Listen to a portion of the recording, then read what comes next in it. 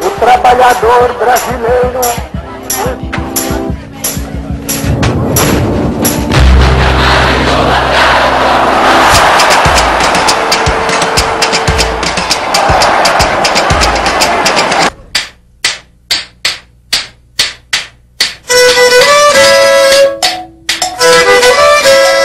A primeira região de expansão da produção do café foi a região do Vale do Paraíba.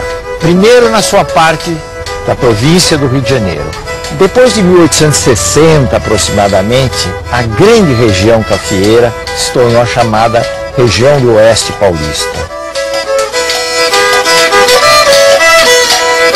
O que ocorreu com a produção do café foi um avanço extraordinário a tal ponto que nós chegamos a ter, na última década do Império, um quadro de exportações no Brasil em que o café representava 60% dessas exportações.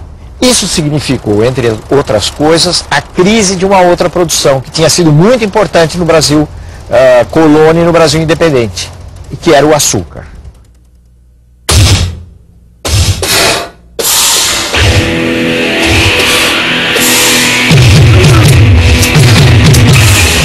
Uma frase muito comum no Brasil do Império é a seguinte: o Brasil é o café e o café é o negro. O que quer dizer isso? Que o café, a produção do café se baseava muito no trabalho escravo. No quadro internacional, o sistema escravista entrou em crise.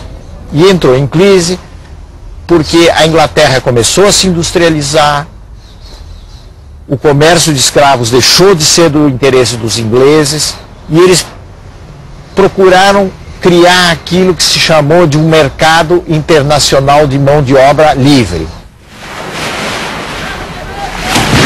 Então os ingleses começaram a combater a escravidão em todo o mundo e começaram a apresar os navios negreiros que transportavam escravos, sobretudo no comércio do Atlântico.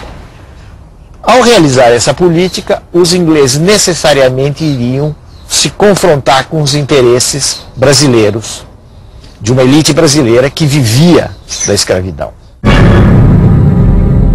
Mas na realidade os brasileiros não tinham a menor intenção, nem os grandes proprietários, nem os negociantes de escravos, de acabar com o tráfico de escravos e a escravidão no Brasil.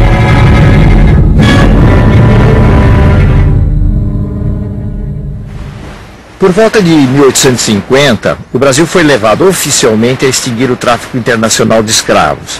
E quando os governantes querem, em determinadas circunstâncias, certas medidas podem ser aplicadas.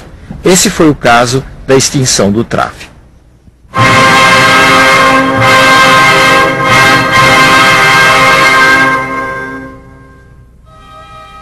A história do segundo reinado está cheia de fatos importantes, inclusive no plano da política externa, porque foi durante o segundo reinado que o Brasil se lançou numa grande guerra que foi a guerra conhecida como a do Paraguai.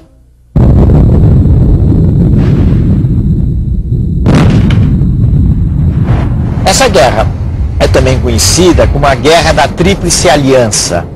Tríplice porque envolveu 3 países aliados contra o Paraguai: o Brasil, a Argentina e o Uruguai. O resultado do conflito foi um verdadeiro desastre. O Paraguai foi arrasado, a população masculina do Paraguai caiu muito, houve milhares de mortos brasileiros, milhares de mortos argentinos e uruguaios. Os homens que viveram esse final do século XIX tinham uma consciência que hoje nós não temos, de que houve um Brasil antes da Guerra do Paraguai e houve um Brasil depois da Guerra do Paraguai.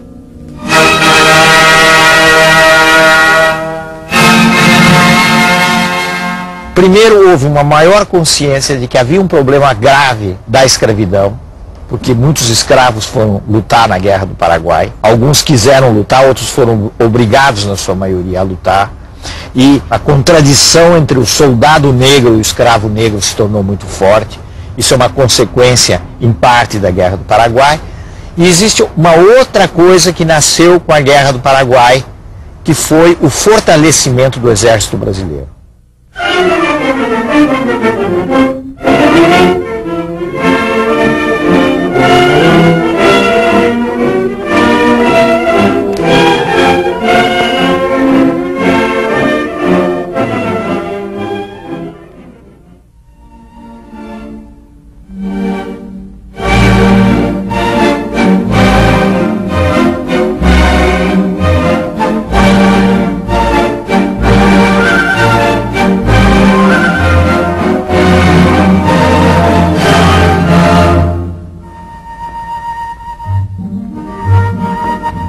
A abolição da escravatura se deu ainda no reinado de Dom Pedro II, pela mão da princesa Isabel, que estava transitoriamente com as funções de reger o trono.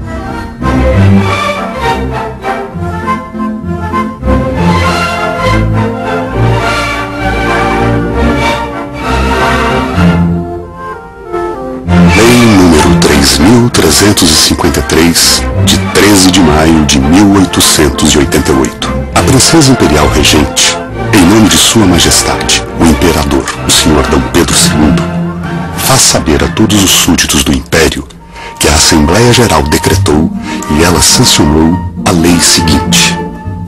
Artigo 1º. É declarada extinta desde a data desta lei a escravidão no Brasil.